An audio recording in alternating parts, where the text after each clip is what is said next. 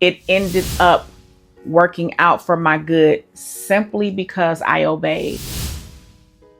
እግዚአብሔር በሕይወታችሁ ያለውን የመጨረሻውን ነገር እንድትሰጡት ቢጠይቃችሁ ምን ታደርጋላችሁ?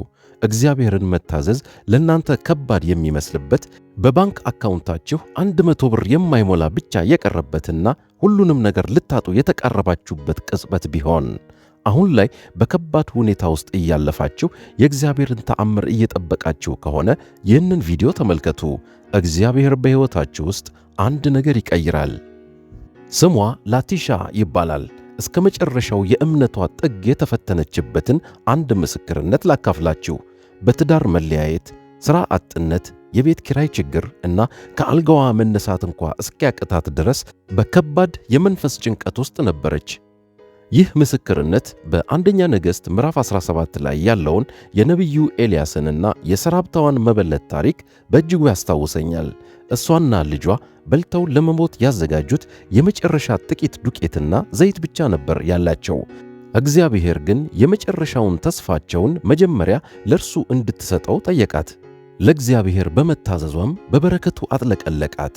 ዛሬ እግዚአብሔር የእህታችንን የመጨረሻ $35 እንዴት እንደጠየቃት፣ ሥጋዋ መዋሸት እየፈለገ እውነትን እንድትናገር እንዴት ድንቅ መመሪያ እንደሰጣት እና ያ የመታዘዝ እርምጃ እንዴት መለኮታዊ የሞገስ ዘመንን እንደከፈተላት በትርጉም አጋራቸዋለሁ። ይህ ሱፐርናቹራል ነው። ከሰነፍ መሥዋዕት መታዘዝ እንደሚበልጥ ካመናችሁ ጌታ ሆይ ባንተ እታመናለሁ ብላችሁ ኮሜንት አድርጉ። ይህ የእምነት ቃል የሚያስፈልገው አንድ ሰው ሊኖር ይችላልና ቪዲዮውን ላይክ እና ሼር አድርጉት። ሱፐርናቹራል ቻናልን ሰብስክራይብ በማድረግ እንዲህ አይነት ጠቃሚ ምስክርነቶችን አግኙ። ስሜ ላቲሻ ይባላል።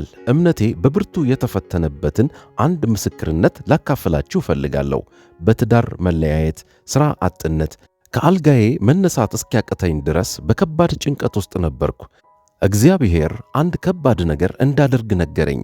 ለመቀበል የሚከብድ መመሪያ ሰጠኝ። ነገር ግን በመታዘዜ በመጨረሻ ለበጎ ሆነልኝ። አንድ ቀን ጌታ በመንገድ ላይ በእግሬ እየተጓዝኩ ሳለ ሂጂና በዚያ አፓርታማ ውስጥ ማመልከቻ አስገቢ ሲለኝ ሰማሁት። በዚያን ጊዜ በስሜ በባንክ የነበረኝ $35 ብቻ ነበር። ሥራ አልነበረኝም። በስሜ $35 ብቻ ይዤ በመንገድ ላይ በእግሬ ወክ እያደረግኩ ነው። የምኖርበትን ቤት ላጣ ተቃርቤያለሁ። ሁሉም ነገር እየተበላሸብኝ ነው። በጣም ደንግጫለሁ። ምን ማድረግ እንዳለብኝም አላውቅም። ምንም እንኳ ሥራ እየፈለግኩ ቢሆንም በዚያን ጊዜ ሥራ የማግኘት ተስፋም አልነበረኝም። በመንገድ ላይ ስሄድ ሳለ ይህን አዲስ አፓርታማ ሕንፃ አገኘሁት። በጣም የሚያምር ገና አዲስ የተገነባ ድንቅ ሕንፃ ነው። አልፌው ሲሄድ የጌታ መንፈስ በጣም በኃይል ተናገረኝ። ሂጅና ማመልከቻ አስገቢ አለኝ። እኔ ግን በልቤ ይህማ ከሰይጣን መሆን አለበት፣ ምክንያቱም ሥራ የለኝም፣ ኪራይ መክፈል የምችልበት ምንም አይነት መንገድ የለም፣ በስሜ ደግሞ $35 ብቻ ነው ያለኝ አልኩ። በዚያን ጊዜ የአፓርታማ ማመልከቻ ክፍያ ልክ ያን ያህል $35 ነበር። የእውነተኛነት ፈተና። ድምፁን ችላ አልኩት፣ ግን እንደገና ሰማሁት። ሂጂና ማመልከቻ አስገቢ አለኝ። እኔም ጌታ ሆይ እሺ አልኩ። ወደዚያው ሄድኩ። በአእምሮዬ ግን እኔ እንዴት እንደማደርገው አውቃለሁ እያልኩ ነበር።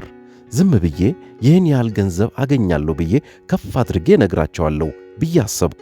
ምክንያቱም በዚያን ጊዜ የውበት ሳሎን ያላቸው ጓደኞች ነበሩኝ። ስለዚህ በእነሱ ሳሎን ውስጥ እየሠራው እንደሆነ እንዲነግሩልኝ አንድ ሰው ማግኘት እችላለሁ ብዬ አሰብኩ። መጀመሪያ ያሰብኩት መዋሸት ነበር። ነገር ግን መንፈስ ቅዱስ ወዲያውኑ ገሰጸኝና እውነቱን ተናገሪ ብሎ በልቤ ወቀሰኝ። እኔ ግን ጌታ ሆይ ይህ ምንም ትርጉም አይሰጥም። ሥራ እንደሌለኝ ለእነዚህ ሰዎች ለምን እነግራቸዋለሁ? የብድር ታሪኬ ተበላሽቷል። ይሄኛውን ቤቴን ልለቅ ነው። ለምን እንዲህ አደርጋለሁ? ቤት አይሰጡኝም፣ ሥራ እንኳን የለኝም አልኩት። ነገር ግን በመንፈስ ቅዱስ በጣም ተገፋፋው። አትዋሺ፣ እውነቱን ተናገሪ የሚለው ድምፅ ልቤን ተቆጣጠረው። ስለዚህ ታዘዝኩት። ወደዚያ አፓርታማ ግቢ ገባሁ። ተቀምጬ የማመልከቻውን ፎርም ሞላሁና እንዲህ አልኳቸው፣ ሁኔታዬ ይህ ነው። ሥራ የለኝም። ቤቴን ልለቅ ነው። እኔና ልጄ ብቻ ነን። ሥራ እየፈለግኩ ነው። ነገር ግን ቤት ከሰጣችሁኝ ሥራ እንደማገኝና የቤት ኪራይ መቼም እንደማላዘገይ ቃል እገባላችኋለሁ አልኳቸው። በጣም የማይመስል ነገር ነበር። ለእነዚህ ሰዎች ይህን ታሪኬን እየነገርኳቸው ነው። እነሱ ደግሞ እንዴት ነው ኪራይ የምትከፊው ሊሉኝ ነው ብዬ አሰብኩ። እብደት ነበር፣ ግን እውነቱን ተናገርኩ። እናም ሴትዮዋ ደህና ግን ምን መሰለሽ ገቢ ሊኖርሽ ይገባል፣ ማመልከቻሽን ግን ማስገባት ትችያለሽ እና ምን እንደሚሆን እናያለን አለችኝ። ማመልከቻው $35 ነበር። ክፍያውን ከፍዬ ከአፓርታማው ግቢ ወጣሁና እሺ እግዚአብሔር ሆይ ያዘዝከኝን አድርጌያለሁ፣ እውነቱን ተናግሬያለሁ፣ የመጨረሻውን $35ንም አውጥቻለሁ አልኩት። ከነበርንበት ቤት ለመውጣት ደግሞ 2 ሳምንት ያህል ብቻ ቀርቶናል። በዚያን ጊዜ በከባድ ድብርት ወይም ዲፕሬሽን ውስጥ ስለነበርኩ ከአልጋዬ መነሳት እንኳ አልፈልግም። ከጥቂት ቀናት በኋላ ስልኬ ጮኸ። የአፓርታማውን ስልክ ቁጥር አየሁት። ደስ ሊለኝ ጀመረ። ስልኩን ሳነሳው ሴትዮዋ ሃይ ላቲሻ፣ አዎ እንግዲህ እንዳጋጣሚ ሆኖ አለችኝ። ልክ እንዳጋጣሚ ሆኖ የሚለውን ስትሰሙ ቀጥሎ ምን እንደሚመጣ አስቀድማችሁ ታውቃላችሁ። አልተፈቀደልሽም፣ አልተቀበሉሽም፣ ቤት ልንሰጥሽ አንችልም፣ መልሱ አይደለም የሚል ነው የምትጠብቁት። እንዳጋጣሚ ሆኖ በዚህ ሰዓት አፓርታማ ልንሰጥሽ አንችልም፣ ግን ምናልባት ከ6 ወር በኋላ ሥራ ስታገኝና የብድር ታሪክሽን ለማስተካከል ጊዜ ስታገኝ ድጋሚ ልናየው እንችላለን አለችኝ። እኔም እርግጠኛ ነሽ አልኳት። እግዚአብሔር የተናገረኝን ስለማውቅ እርግጠኛ ነሽ ብዬ ጠየቅኳት። እሷም አዎ አዝናለሁ፣ በእውነት አዝናለሁ አለችኝ። በእውነት እንዳዘነች ከድምጿ ያስታውቅ ነበር። እኔም እሺ አመሰግናለሁ አልኳት። ምክንያቱም መለያየት ውስጥ እንዳለሁ እኔና ልጄ ብቻ እንደሆንን ምን ማድረግ እንዳለብኝ እንደማላውቅና ይሄኛውን ቤቴን ልለቅ እንደሆነ ሥራ እንደሌለኝና ግን ሥራ እንደማገኝ ነግሬያት ነበር። ሙሉ በሙሉ እውነቱን ስለነገርኳትና ሚስጥሬን ስላካፈልኳት እንዳዘነችልኝ ያውቃለሁ። ስልኩን ዘጋሁት። የማታምኑትን ያህል አለቀስኩ።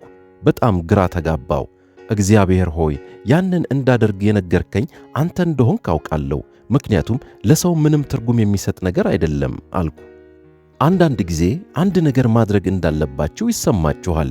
ሌላ ጊዜ ደግሞ እግዚአብሔር እያነሳሳችሁ እንደሆነ ታውቃላችሁ፣ ምንም እንኳ ትርጉም ባይሰጣችሁም። ጌታ ሆይ ይህን እንዳደርግ የነገርከኝ አንተ እንደሆንክ አውቃለሁ፣ ግን አልገባኝም አልኩት። አለቀስኩ። ዕቃዎቼን ማሸግ ጀመርኩ። ለማሸግ እየሞከርኩ ነበር። በጣም እንደተሸነፍኩ እንደተጣልኩ ተሰማኝ። አምላኬ ሆይ ሕይወቴ እንዴት እዚህ ደረጃ ላይ ደረሰ አልኩ። ያልተጠበቀው የስልክ ጥሪ። ሌላ ሳምንት አለፈ። እዚህ ለመቆየት ጥቂት ቀናት ብቻ ነው የቀሩኝ። ስለዚህ ዕቃዎቼን ሁሉ በአንድ ላይ ላሰባስብና መጣል ያለብኝን ለመጣል ልሞክር እያልኩ ያንን እያደረግኩ ነበር። አልጋ ላይ ተኝቼ መንቀሳቀስ እንዳልቻልኩ አስታውሳለሁ። እያለቀስኩ ነበር። ከሐዘኔ ብዛት የተነሳ ደንዝዤ ነበር። ድንገት ስልኬ ጮኸ። ምን ሊፈጠር እንደሆነ ታውቃላችሁ? እያለቀስኩ ባለሁበት መካከል ስልኬ ጮኸ። አነሳሁት እና ያቺ ቤት እንደማይሰጡኝ የነገረችኝ ሴት ነበረች። ለምን ልትደውልልኝ ትችላለች ብዬ አሰብኩ። እሷም ሃይ ላቲሻ አለችኝ። ድምጿ በጣም የተደሰተ ይመስል ነበር። ደስ የሚል ዜና አለኝ አለችኝ። እኔም እሺ አልኳት። አስታወሽ ሥራ ሊኖርሽ እንደሚገባና የብድር ሁኔታሽን ማስተካከል እንዳለብሽ ነግሬሽ ነበር። የነገርሽኝን ሁሉ ለሥራ አስኪያጇ ነግሬያት ነበር። እሷም አይ አንችልም ብላ ነበር። አሁን ግን እሷ እዚህ የለችም፣ ለቃለች አለችኝ። ወገኖቼ እግዚአብሔር የእናንተን በረከት እንድታገኙ አንዳንዴ መንገዳችሁን የዘጋውን ሰው ከመንገድ ዞር ያደርገዋል። እሷ እዚህ የለችም እና አሁን አዲስ ማኔጀር አለችን። ከአእምሮዬ ልትወጪ አልቻልሽም ነበር። በጣም እውነተኛ መሆንሽ በውስጥ የቀረ አለችኝ። ሰማችሁ አይደል? መንፈስ ቅዱስ ምን አለ? አትዋሺ፣ እውነቱን ተናገሪ። ስለ እሱ ሳወራ አሁንም ድረስ ድምፄ ይንቀጠቀጣል። አዲሷን ሥራ አስኪያጃችንን ስለ አንቺ አነጋገርኳት። የነገርሽኝን ሁሉ ነገርኳት።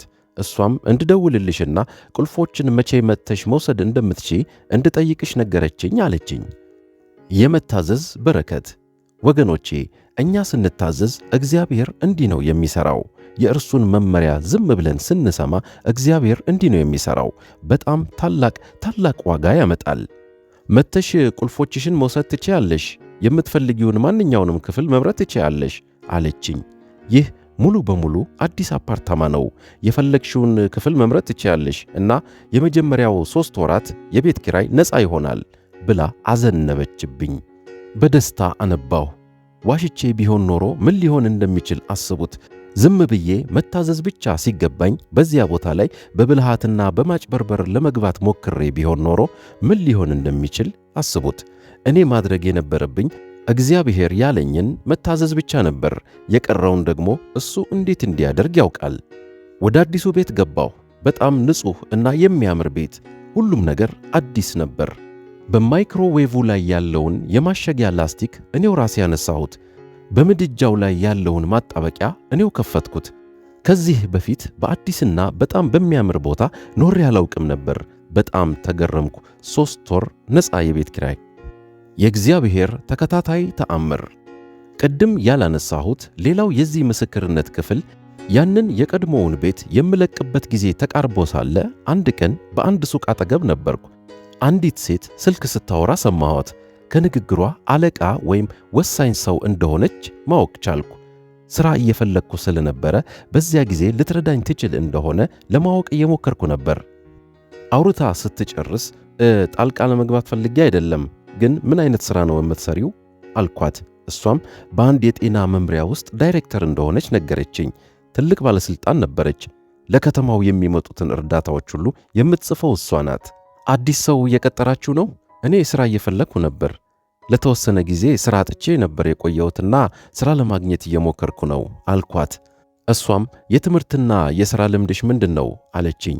ጥቂት ተነጋገርንና አሁን ላይ ሰው እየቀጠርን አይደለም፣ ነገር ግን አንድ ነገር ካለ መረጃሽን ወስዳለሁ አለችኝ። መረጃዎቼን ሰጠኋት። ወደ አዲሱ አፓርታማዬ ከገባው ከ1 ወር በኋላ ያቺ ሱቅ ውስጥ ያገኘኋት ሴት ደውላ አሁንም ሥራ እየፈለግኩ እንደሆነ ጠየቀችኝ። በዚያው ወር ሥራ ጀመርኩ። ያ ብቻ አይደለም፣ ለአፓርታማዋ ሴት ቃል እንደገባሁላት የቤት ኪራይ መቼም ቢሆን አላዘገየሁም። አንድም ጊዜ ቢሆን አላዘገየውም። ወገኖቼ፣ እግዚአብሔር ቸር ነው። ከሰነፍ መሥዋዕት መታዘዝ ይበልጣል። ስለዚህ የምስክርነቴ ዋና መልእክት ይህ ነው። እግዚአብሔር ሲነግራችሁ ታዘዙ፣ ያለውን አድርጉ። ዋጋ አለው። እግዚአብሔር ለአንድ ሰው በረከት እንድትሆኑ የሚያነሳሳችሁ ጊዜ አለ። እግዚአብሔር ከፊትህ ላለችው ሴት ዕቃ መግዣዋን ክፈልላት የሚልበት ጊዜ አለ። አንዳንድ ጊዜ ወደዚያ ሰው ሂድና $50 ስጠው የሚልበት ጊዜም አለው። እናንተ ብቻ መታዘዝ አለባችሁ። ባለመታዘዝ የምታጡትን በረከት አታውቁትም። ቀላል አይደለም፣ በተለይ በችግር ውስጥ ስትሆኑ። እግዚአብሔር በተለይ በችግር ውስጥ ስትሆኑ ለእምነታችሁ፣ ለመታዘዛችሁ ዋጋ ይሰጣል፣ የምትሰጡት ነገር በሌላችሁ ጊዜ። ነገር ግን አስተውሉ፣ ተአምር እንድታገኙ 1000 ብር ወይም 5000 ብር መዝራት አለባችሁ የሚላችሁን ቤተ ክርስቲያን እያወራው አይደለም። እኔ እያወራው ያለሁት እግዚአብሔር በረከት ላዘጋጀለት አንድ ሰው አንድ ነገር እንድታደርጉ ወደ አንድ አቅጣጫ የሚያነሳሳችሁን የእግዚአብሔር መንፈስ ነው። በዚያ መንገድ ከተጠቀመባችሁ ፍቀዱለት። ምክንያቱም ተጭኖ ተጠቅጥቆ ተትረፍርፎ 100 እጥፍ ሆኖ ይመለስላችኋል። ይህ ታሪክ በሕይወቴ ውስጥ መቼም የማልረሳውን የሞገስ ዘመን እንደከፈተልኝ እነግራችኋለሁ። በርሱ ታመኑ። ከባድ በሆነ ጊዜ ቢሆን፣ ነገሮች የሚሳኩ በማይመስሉበት ጊዜ እንኳን ቢሆን፣ ሁሉ ነገር ያለቀ በሚመስልበት ጊዜም እንኳ ቢሆን በርሱ ታመኑ። እጅ መስጠት በሚያምራችሁ ጊዜ፣ ተስፋ መቁረጥ በምትፈልጉበት ጊዜ፣ ጉልበት የለኝም ከዚህ በኋላ አልችልም በምትሉበት ጊዜ፣ ያኔም ቢሆን ጌታ አንድ ነገር እንድታደርጉ ሲያሳስባችሁ፣ በተለይ በእነዚያ ቅጽበቶች ታዘዙ። ምክንያቱም ይህ ካላችሁበት ከማንኛውም ነገር ውስጥ እናንተን ለማውጣት የሚጠቀምበት መንገዱ ነውና። ለዘላለም የተባረካችሁ ናችሁ።